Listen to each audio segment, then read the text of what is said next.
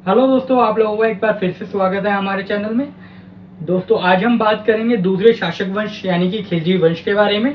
इससे पहले हमने पिछले पार्ट्स में हमने डिस्कस किया था गुलाम वंश के बारे में, और गुलाम वंश का जो कार्यकाल रहा सन 1206 से लेकर 1290 तक, 90 ईस्वी तक। और इसी के बाद तुरंत बाद शुरू हुआ खिलजी वंश, और खिलजी वंश चालू हुआ सन 1290 से लेकर 1320 ईस्वी तक। सबसे पहले जो शासक रहे वो रहे जलालुद्दीन फिरोज शाह, और इनके बारे में आज हम इस पार्ट में डिस्कस करेंगे। सबसे पहले बात करते हैं जलालुद्दीन फिरोज शाह के बारे में। जलालुद्दीन फिरोज शाह ने बलबन की मृत्यु के बाद, बलबन गुलाम वंश से था और जलालुद्दीन खिलजी वंश से, बलबन की मृत्यु के बाद जो है राज सिंहासन दिल्ली का जलालुद्दीन ने संभाला, और दिल्ली सल्तनत की कमान जलालुद्दीन ने संभाली। जलालुद्दीन खिलजी वंश से संबंधित थे। अब बात करते हैं खिलजी वंश की उत्पत्ति कहाँ से हुई। खिलजी वंश की उत्पत्ति अफगानिस्तान में हेलमंद नदी के पास एक प्रदेश से स्टार्ट होती है। अगर हम देखें तो अफगानिस्तान में हेलमंद नदी के पास एक प्रदेश स्थित है जिसका नाम खिलजी था। धीरे धीरे लोग यहाँ पर आकर बसने लगे, कई जाति प्रजातियों के लोग यहाँ पर आके बसने लगे, और जब वो यहाँ पर आकर बसने लगे तो उन लोगों को खिलजी के नाम से जाना जाने लगा। तो उन लोगों को खिलजियों के नाम से जाना जाने लगा, यानी कि इन लोगों का जो खिलजी नाम मिला वो इस प्रदेश से मिला। जलालुद्दीन भी उन्हीं लोगों में से एक थे, उन्हीं जाति प्रजातियों में से एक थे जो लोग कहीं और से आकर इस प्रदेश में 200 वर्ष पहले आकर बसे थे। जब जलालुद्दीन इस क्षेत्र में रहे, इस प्रदेश में रहे, तो उनका रहन सहन और रीति रिवाज उसी के साथ ढलने लगा, उन्हीं के जैसा होने लगा। अब यानी कि अफगान के जैसा ही होने लगा। और जब अफगानी रहन सहन रीति रिवाज उनके अंदर झलकने लगे, और इसके बाद जब वे सुल्तान की उपाधि लेकर दिल्ली पहुंचे, यानी कि दिल्ली जाने के बाद वे सुल्तान बने, तो उनके अंदर एक अफगानी व्यक्ति झलकता था। यही कारण रहा था कि जो दिल्ली की जनता थी वह उन्हें अफगान मानती थी, लेकिन वे थे तुर्की। इसी के बाद सत्ता जो है जलालुद्दीन के हाथों में सौंप दी गई, चली गई, और कमान जो है जलालुद्दीन के हाथों में आ गई। जब सत्ता की बागडोर जलालुद्दीन यानी कि खिलजी वंश के हाथों में आई तो वे भी तुर्क थे, और इससे पहले जो सत्ता चलाई जा रही थी वो भी तुर्कों द्वारा ही चलाई जा रही थी। लेकिन गुलाम वंश और खिलजी वंश की शासन व्यवस्था में काफी भिन्नताएं थी, काफी अंतर था।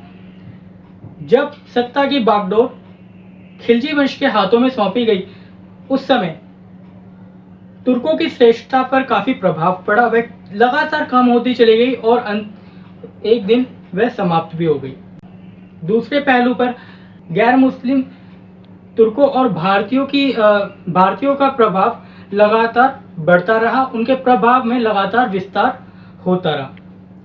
इससे साफ तौर पर यह स्पष्ट होता है कि किसी भी शासन व्यवस्था की कमान किसी प्रत्येक विशेष वर्ग के हाथों में नहीं सौंपी जा सकती, पर प्रत्येक विशेष वर्ग का आधिपत्य किसी शासन व्यवस्था पर नहीं हो सकता है।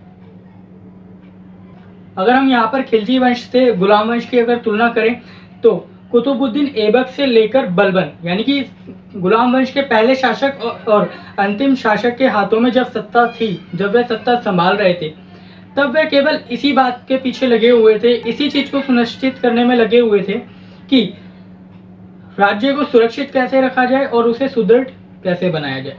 लेकिन खिलजी वंश के हाथों में सत्ता आते ही इस व्यवस्था में भी परिवर्तन आया, और हमें यहाँ पर यह देखने को मिला कि खिलजी वंश के कार्यकाल में सत्ता का काफी ज्यादा विस्तार हो पाया, जबकि गुलाम वंश में सत्ता का विस्तार नहीं हो पा रहा था, वे इस चीज में असफल रहे थे।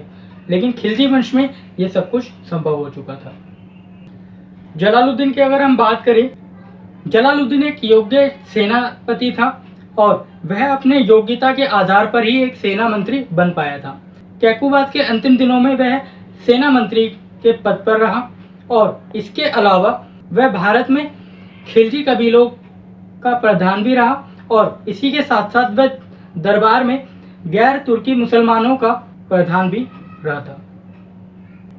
खिलजियों ने यह दर्शा दिया था, यह दिखा दिया था कि किसी भी सत्ता को पाने के लिए केवल शक्ति एकमात्र ऐसा साधन है जो सत्ता उनके हाथों में दे सकती है।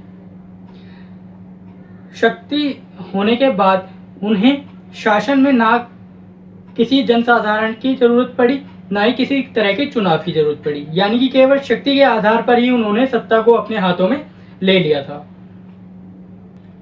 जब जलालुद्दीन फिरोज शाह खिलजी ने सत्ता की कमान अपने हाथों में संभाली तब उनकी उम्र 70 साल से भी अधिक थी, यानी कि वे वृद्धावस्था में थे और इस अवस्था में हर व्यक्ति का मन उदार से भर जाता है। ऐसा ही कुछ जलालुद्दीन के साथ भी हुआ। जलालुद्दीन ने वृद्धावस्था में होने के कारण अपने अंदर के उदार व्यक्ति को बाहर निकाला, उगेरा, और इसी के साथ साथ उन्होंने अपने सूबेदारों और शासकों अपनी तरफ से संतुष्ट करने की भी कोशिश लगातार जारी रखी।